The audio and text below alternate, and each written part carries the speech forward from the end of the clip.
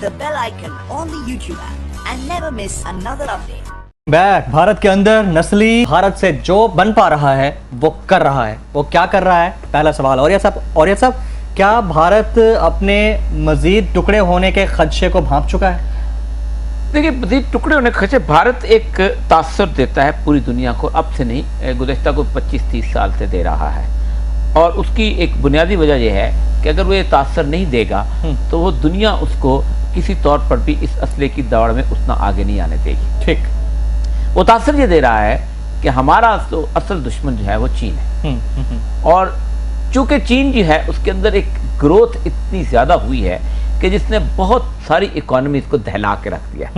और उसकी बुनियादी वजह यह है कि चीन के अंदर बहुत सस्ती किस्म की लेबर है और दुनिया की हर बड़ी इंटरनेशनल कंपनी ने अपना एक वहाँ पर जाके कंपनी खोली है और वहाँ जाके वहाँ काम कराते हैं। मतलब आपको एक अच्छा खूबसूरत पेन लेना है, ठीक है, तो वो पेन जो है मॉन्ट ब्लैंक का फॉर एग्जांपल पेन है, फॉर एग्जांपल तो 1 लाख रुपए का भी वहाँ चाइना में बनता है और 50 रुपए का भी बनता है। कॉपी बनानी है ना, तो वर्स्ट और बेटर टू बेटर एग्जैक्टली। तो इसलिए चाइना जो है वो मुख्तलिफ किस्म की मार्केट है उस पर काम करता चला आ रहा है। आप अंदाजा करेंगे कि माइक्रोसॉफ्ट में जिस वक्त विंडोज 95 आया है तो विद इन 2 days विंडोज 95 जो है वो चाइनीज वर्जन जो है मार्केट के अंदर आ गया था। बिल्कुल। और आप देखें कि विंडोज 95 वो चीज था कि जिसने एक ऑपरेटिंग सिस्टम इजाद किया, इंट्रोड्यूस कराया था। वरना आप एक जमाने में वो कमांड देते होते थे, तो एक्स फला करके, तो पता नहीं क्या डॉस बोलते हैं जी ऑपरेटिंग सिस्टम जी।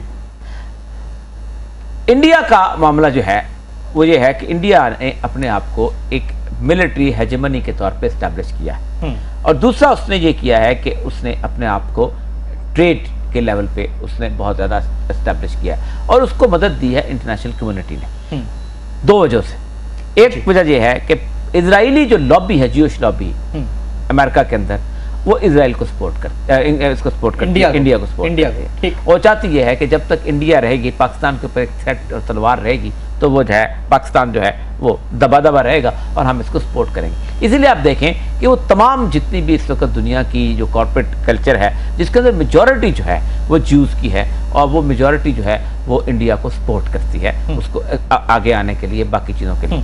रीजन जो विजिट है नरेंद्र मोदी का वो बहुत इंपॉर्टेंट है। लेकिन इंडिया के अंदर जो सबसे बड़ी इस वक्त मूवमेंट चल रही है और वो मूवमेंट है कश्मीर की। सही। और कश्मीर की मूवमेंट दिन ब दिन जो है जोर पकड़ रही है, इंटरनेशनलाइज होती चली जा रही है। आप अंदाजा करें कि कश्मीरी नौजवान जो हैं वो अब सिर्फ कश्मीर में नहीं लड़ रहे, कश्मीरी नौजवान जो अफगानिस्तान में भी जाकर लड़ रहे हैं। अभी पिछले दिनों कश्मीरी नौजवान जो था उसके उन्होंने गायबाना जनाजा पड़ी है कि जो वहां जाके लड़ा है। अच्छा, इंटरनेशनलाइज जब हो जाएगी तो फिर होगा ये कि कश्मीर जो है वो एक, जैसे कहते हैं, जैसे इराक है, जैसे अफगानिस्तान है, वो एक फोकल पॉइंट आ जाएगा।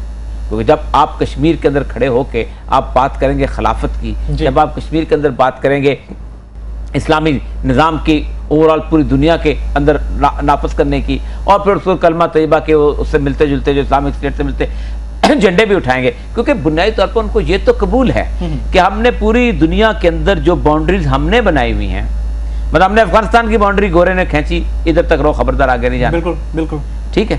ईरान की बाउंड्री गोरे ने खींची, इधर ही रहना। इराक की बाउंड्री उसने खींची, इधर ही रहना। सऊदी अरब की बाउंड्री उसने खींची, इधर ही रहना। पाकिस्तान की बाउंड्री आगे मत जाना। तो जब लोग एक मुल्क से निकल के दूसरे मुल्क के अंदर लड़ने चले जाते हैं तो उनका जो बनाया हुआ सिस्टम है वो खतरे में पड़ जाता है। देखे ना, रूस के साथ क्यों लड़ते थे कि कम्युनिस्ट भी बाउंड्रीज नहीं मानते जी। मतलब चिगवेरा उठता है, निकारागुआ में जाके लड़ता है, बोलिविया से उठता है, निकारागुआ में जाके लड़ता है और जाके क्यूबा में जाके मारा जाता है। सार्त्रे उठता है और जाके क्यूबा को जाके उसके फेडरल कास्ट्रो को जाके हाथ मिलाता है और कहता है कि मैं तुम्हारे लिए हाजिर हूं।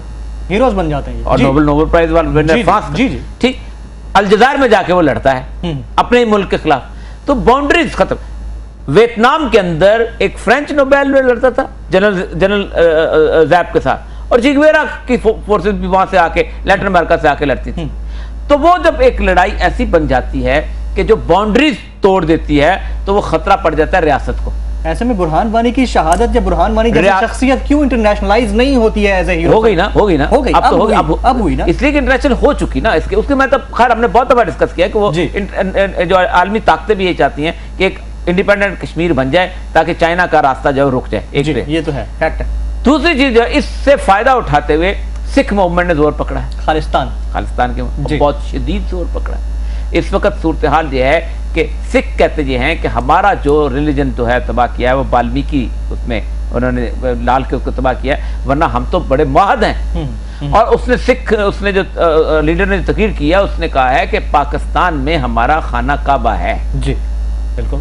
इसलिए पाकिस्तान पर हमला ऐसे ही है जैसे मुसलमानों के खाना काबा पे हमला, और हम तो पाकिस्तान के हिफाजत के लिए सिख खड़े कौम पर। ये बहुत बड़ा स्टेटमेंट, बहुत बड़ा फर्स्ट टाइम, नो डाउट। उसके मुकाबले में भारत ने 2-3 काम किए हैं बीजेपी ने। एक तो ये है कि उन्होंने एक मुस्लिम नफरत जो है वो पैदा की।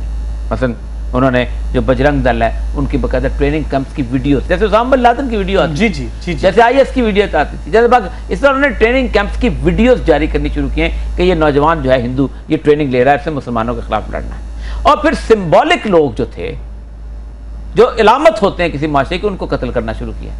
मतलब अभी जो बॉडी बिल्डर था नवीद पठान, जी हाँ, उसको जिस बेदर्दी के साथ मारा गया, उन्होंने वीडियो देखी नहीं जाती, तलवारें लिए हुए और सारा कुछ, वो ताकि बताया जाए कि तुम्हारा जो सिंबल है, मतलब मेरा जो हीरो है, मैं उस हीरो को कैसे आके कत्ल करता हूं और कैसे और किस बुरी तरह बेदर्दी के साथ कत्ल करता हूं। फिर ये गौ माता की सूरत हाल है, ये कभी इंडियन एयरलाइंस में उस तरह कभी रही नहीं।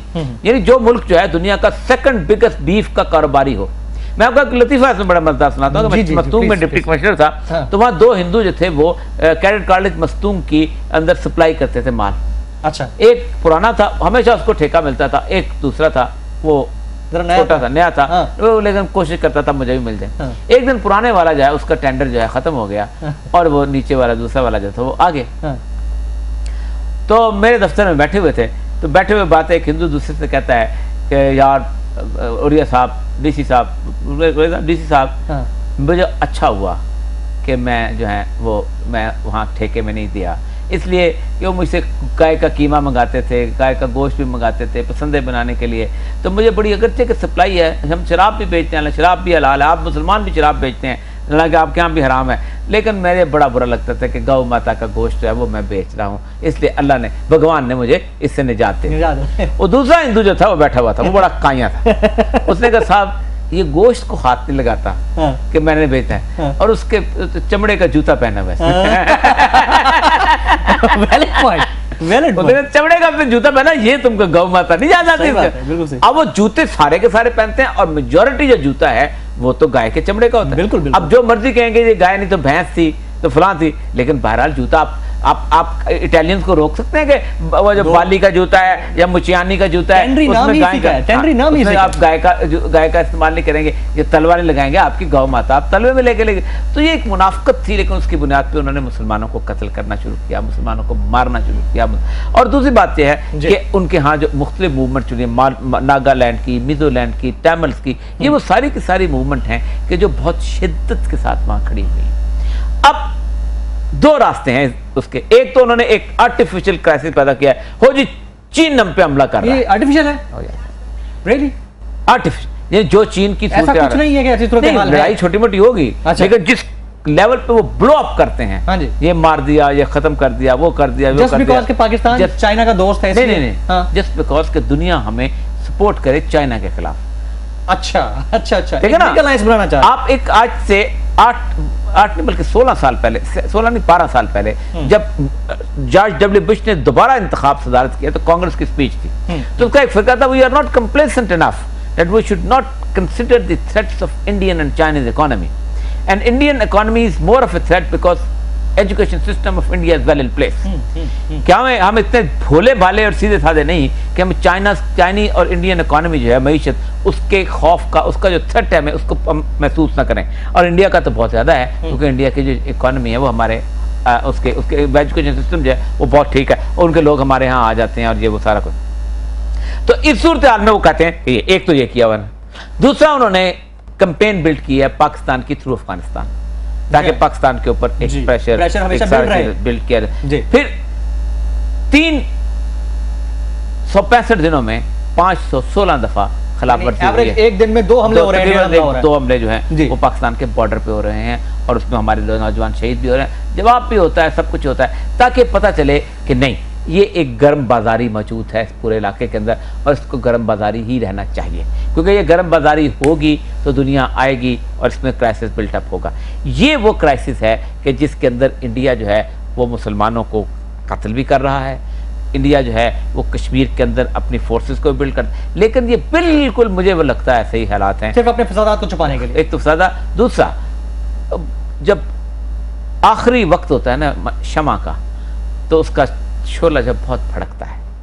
इंडिया इस वक्त जिस वॉर में आएगा और वॉर में आना चाहेगा इसलिए कि हम थोड़ी सी वॉर करके निकल जाएं, लेकिन लेकिन बच नहीं पाएगा। रसूल अकरम सल्लल्लाहु अलैहि वसल्लम की अहादीस हैं कि जब तुम हिंद के बादशाहों को जंजीरों में जकड़ के लाओगे तो ईसा अपने मरियम को अपने दरमियान पाओगे। बिल्कुल। और एक बाबा जी ने भी कहा था कि रिमझिम पैंदी रहनी है, वो जमाना आने वाला, हाँ, पाकिस्तान पे जाना है। बिल्कुल ठीक है नाज़रीन, यहाँ वक्त ब्रेक के बाद जब वापस आएंगे तो हम बात करेंगे गैलप परसेप्शन सर्वे रिपोर्ट। कितनी अच्छी रिपोर्ट है,